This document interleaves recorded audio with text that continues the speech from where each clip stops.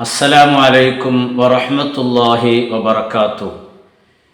ഏറ്റവും സ്നേഹം നിറഞ്ഞ സുഹൃത്തുക്കളെ, മാന്യ ശ്രോതാക്കളെ, ഇന്ന് ഞാൻ സംസാരിക്കുന്നത് വളരെ പ്രധാനപ്പെട്ട ഒരു വിഷയത്തെക്കുറിച്ചാണ്. പ്രഭാഷകന്മാർ ശ്രദ്ധിക്കേണ്ട കാര്യങ്ങൾ എന്നതാണ്. പ്രഭാഷണം അതൊരു വലിയ കലയാണ്. ആ പ്രഭാഷണം ജനങ്ങളെ, സമൂഹത്തെ, മാനവ സമൂഹത്തെ നന്മയിലേക്ക് നയിക്കുന്നത് ആകണം. അങ്ങനെയാണ് നമ്മുടെ കഴിഞ്ഞകാല പൂർവികരായ മഹത്തുക്കളായ ഉലമാക്കൾ നമ്മെ ഇവിടെ കാണിച്ചു തന്നിട്ടുള്ളത്. കഴിഞ്ഞ കാലഘട്ടത്തിൽ നടന്ന പ്രഭാഷണങ്ങളെ കൊണ്ട് നമുക്കൊരുപാട് ഖൗഫും ഭക്തിയും ഇബാദത്തുകളിൽ ഉള്ള വർധനവും ഉണ്ടായിട്ടുണ്ട്. എന്നാൽ ഇന്നത്തെ പ്രഭാഷണങ്ങൾ അതിനോട് തുല്യമാകുന്നുണ്ടോ എന്നതാണ് ചില ആളുകളുടെ പ്രഭാഷണം കേൾക്കുമ്പോൾ നമുക്ക് മനസ്സിലാകുന്നത്. എല്ലാവരെയും കുറിച്ചല്ല ഞാൻ പറയുന്നത്. ആത്മീയമായ നിലക്ക് ചിന്തിച്ച് നല്ല ആത്മീയ ഉപദേശങ്ങൾ നടത്തുന്ന ഒരുപാട് പണ്ഡിതന്മാർ, സയ്യിദന്മാർ നമ്മുടെ ഈ കേരളത്തിൽ ഇപ്പോൾ ഉണ്ട്. എന്നാൽ ചില പ്രഭാഷണങ്ങൾ കേൾക്കുമ്പോൾ നമുക്കതിൽ നിന്ന് വഴിമാറിപ്പോകുന്നുണ്ട് എന്നത് മനസ്സിലാക്കാൻ കഴിയുന്നു. നാം നമ്മുടെ പ്രഭാഷണങ്ങളെ കൊണ്ട് മറ്റുള്ളവരെ ഇൻസൾട്ട് ചെയ്യുന്ന രൂപം ഒരിക്കലും ഉണ്ടാകരുത്. ഞാനിത് പറയാൻ കാരണം, നമ്മുടെ നാട്ടിൽ കൊറോണയ്ക്ക് ശേഷം, കൊറോണ വന്ന അന്ന് മുതൽക്ക് പല ആത്മീയമായ മജ്‌ലിസുകളും നടക്കുന്നുണ്ട്. പല പേരുകളിലും നടക്കുന്നുണ്ട്. ഞാൻ അതിൻ്റെ പേരുകളൊന്നും ഇവിടെ പറയുന്നില്ല, എല്ലാവർക്കും അറിയാം. എന്നാൽ അത്തരം ചില മജ്‌ലിസുകൾ, അതിനെ ചില ആളുകൾ നഖശിഖാന്തം എതിർക്കുന്നവരുണ്ട്. എനിക്ക് മനസ്സിലായ, ബോധ്യപ്പെട്ട കാര്യമാണ് പറയുന്നത്. ഞാൻ ഈ പറയുന്നതിൽ എന്തെങ്കിലും തെറ്റുകളുണ്ടെങ്കിൽ ചൂണ്ടിക്കാണിക്കാവുന്നതാണ്. ഞാൻ അത് തിരുത്തുന്നതാണ് എന്ന് സാന്ദർഭികമായി ഓർമ്മപ്പെടുത്തുന്നു. ഏതൊരു വിഷയത്തിനെയും നാം പെട്ടെന്ന് അടച്ചാക്ഷേപിക്കരുത്. പഴയ കാലത്ത് പല കാര്യങ്ങളും നാം ഒഴിവാക്കിയതൊക്കെ പിൽക്കാലത്ത് അത് നമ്മുടെ ജീവിതത്തിൻ്റെ ഒരു ഭാഗമായി തന്നെ മാറിയിട്ടുണ്ട്. അതുകൊണ്ട് ഏതൊരു വിഷയത്തിൻ്റെയും നന്മയാണ് നാം പറയേണ്ടത്. തിന്മയെ നാം നിരുത്സാഹപ്പെടുത്തുകയും വേണം. ഇപ്പോൾ ഒരാളുടെ പ്രസംഗത്തിൽ ഞാൻ കേട്ടത്, ഓൺലൈൻ മജ്‌ലിസുകളിൽ നിന്ന് നിങ്ങൾ ഇങ്ങോട്ട് ഇറങ്ങിപ്പോരേ എന്ന് പറയുന്നുണ്ട്. അതിന് പല ന്യായങ്ങളുമൊക്കെ അവിടെ പറയുന്നു. ന്യായങ്ങളുടെ ശരിയും തെറ്റുമല്ല ഞാൻ പറയുന്നത്.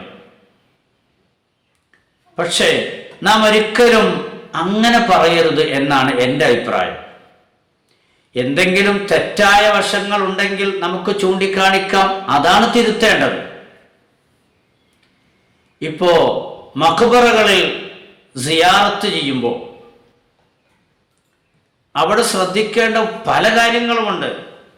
പുരുഷന്മാരും സ്ത്രീകളും, സ്ത്രീകൾക്ക് മഹാന്മാരുടെ ഖബർ സിയാറത്ത് ചെയ്യൽ അനുവദനീയമാണല്ലോ. പക്ഷെ അവിടെ സിയാറത്ത് ചെയ്യാൻ, സ്ത്രീകൾ സിയാറത്ത് ചെയ്യുമ്പോൾ ശ്രദ്ധിക്കേണ്ട ഒരുപാട് കാര്യങ്ങളുണ്ട്. ആ കാര്യങ്ങളൊന്നും ശ്രദ്ധിക്കാതെ ഒരു മഖ്ബറയുടെ ഉറൂസിനോ അല്ലെങ്കിൽ മറ്റു വിഷയങ്ങൾക്കോ അവിടെ അന്യ സ്ത്രീ പുരുഷന്മാരുടെ ഇടകലരലുകൾ ഉണ്ടാകുമ്പോൾ നാം ഈ സിയാറത്ത് തന്നെ വേണ്ട എന്നല്ലല്ലോ വെക്കുന്നത്.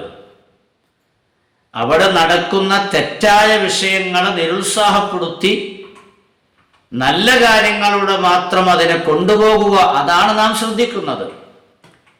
അത് തന്നെയാണ് ഈ ഓൺലൈൻ മജ്‌ലിസുകളുടെ കാര്യത്തിലും നമ്മൾ ശ്രദ്ധിക്കേണ്ടത്.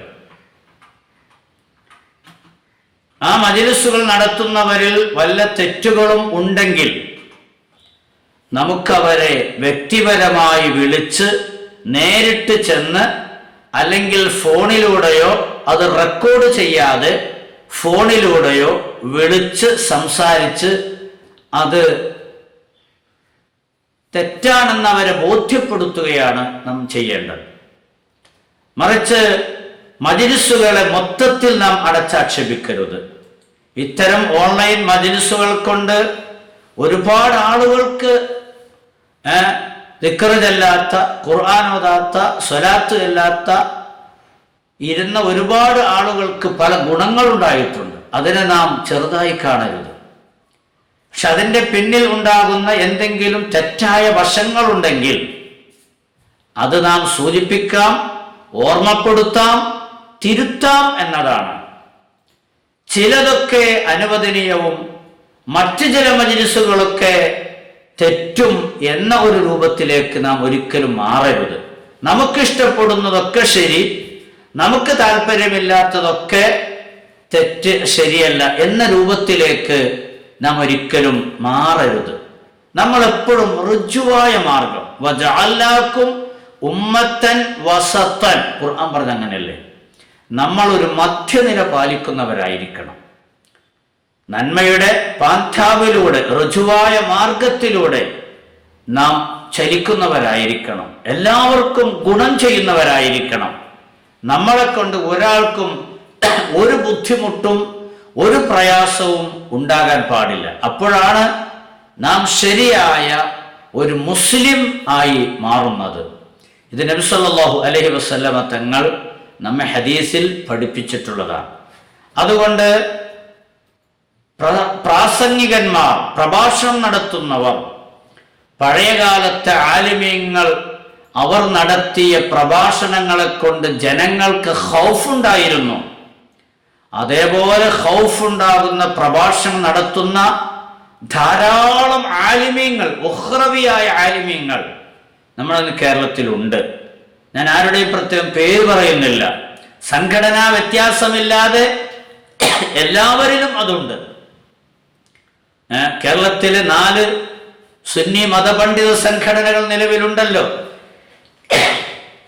ആ മതപണ്ഡിത സംഘടനകളിൽ നിന്നും വളരെ നല്ല പ്രഭാഷണം നടത്തുന്ന ആളുകളുണ്ട്. പുതിയ ചില ചെറുപ്പക്കാർ ഇത്തരം ചില വിഷയങ്ങളിലേക്ക് മാറിക്കൊണ്ടിരിക്കുന്നു. അതുകൊണ്ട് അവരൊക്കെ ഇത് ശ്രദ്ധിക്കണം എന്ന് ഓർമ്മപ്പെടുത്തി, ആവശ്യമെങ്കിൽ ഇതിൻ്റെ മറ്റൊരു വീഡിയോ പിന്നീട് നിങ്ങളിലേക്ക് വരും എന്ന് അറിയിച്ചുകൊണ്ട് അസ്സലാമു അലൈക്കും വറഹ്മത്തുള്ളാഹി വബറകാതുഹു.